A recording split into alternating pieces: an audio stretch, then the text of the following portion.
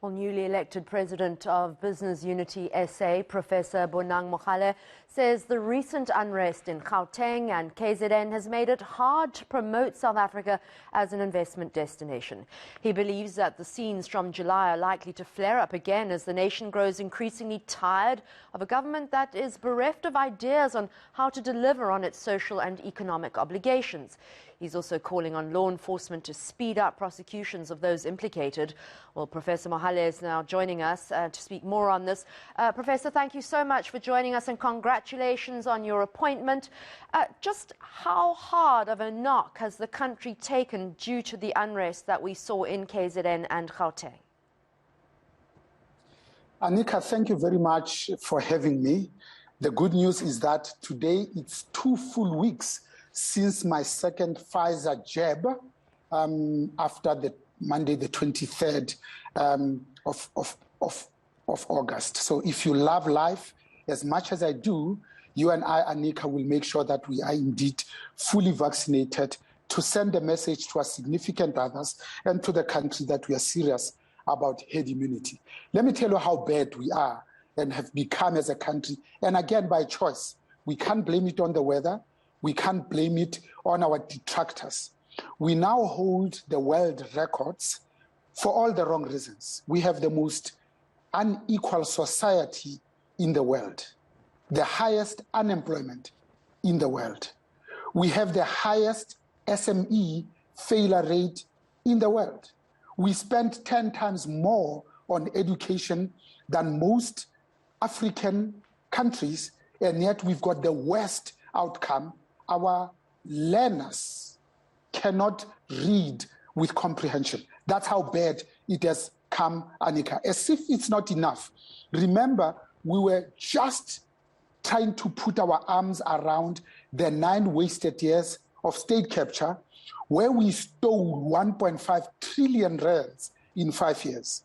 In the 9 years, we were siphoning off, on average, 2 billion just to the 2 Zubda families. A month, 20 billion a year on average. But also, we are in a recession, not technical recession, where your own discretionary purchasing power and disposable income has been eroding for the last 10 years. Moody's did not do us a favor when it joined S&P and Fitch in rating us below investment grade. As we speak, we are now 3 notches below investment grade. And then lastly, of course, by the time the pandemic found us, we're already prostate phase down, absolutely finished, because most countries cannot survive one of those 4 major cataclysmic events, let alone all 4 of them. Now we have put the 5th layer, where the 2 weeks in July, we decided to loot like nobody's business. Again, cutting our nose to spite our face. Anika, if you think that more than 350 lives have already been lost, 1,400 ATMs were looted and 120 million rand was stolen.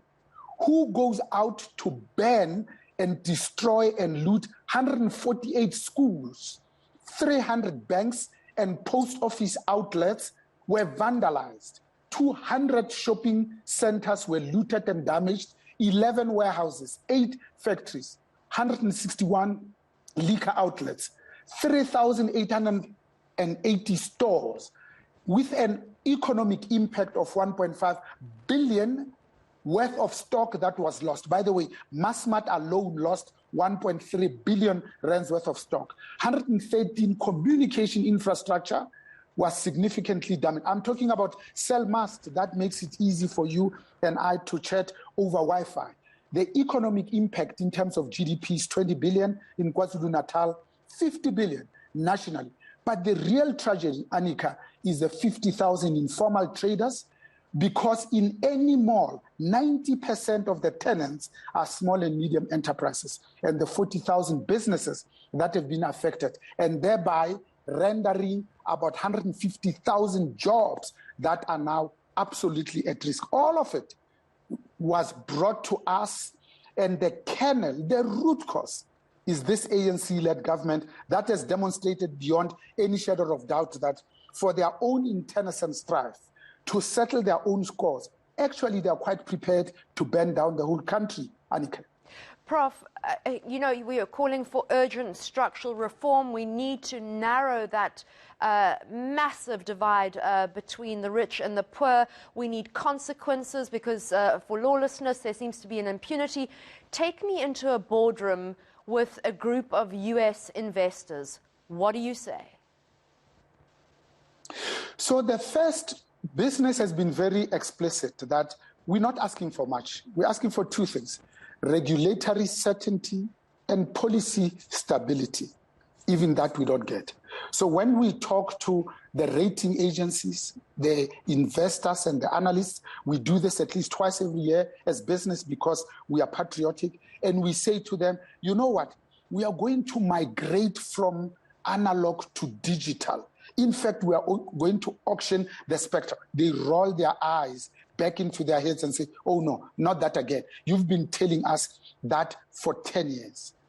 Annika, why we are not auctioning the spectrum today, it's beyond businesses' comprehension. Because if you make the decision on Tuesday, on Friday you could bank 20 billion because the major telcos want the spectrum. We have been saying to this government, go ahead, and you know what drives share price? It's rumor and speculation. So for us, we need to send a strategic message that says we are open for business. And for us to be open for business, there are very few things that we need to do. Number one, we must take the top state capture miscreants to jail.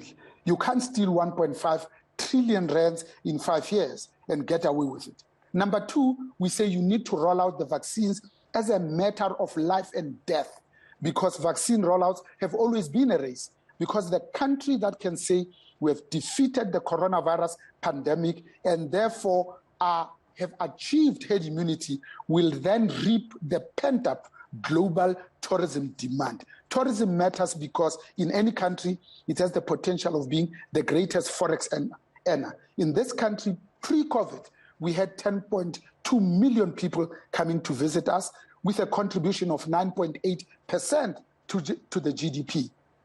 In fact, there are now 22 countries that have inoculated 100% of their population. Sorry, Annika?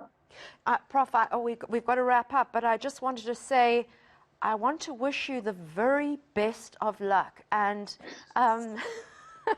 we will touch base in a few months' time and see how much progress you've managed to make for corporates, for business, and for the country. Thank you for taking up this position. That was Professor Bonang Mohale, the president of Business Unity SA.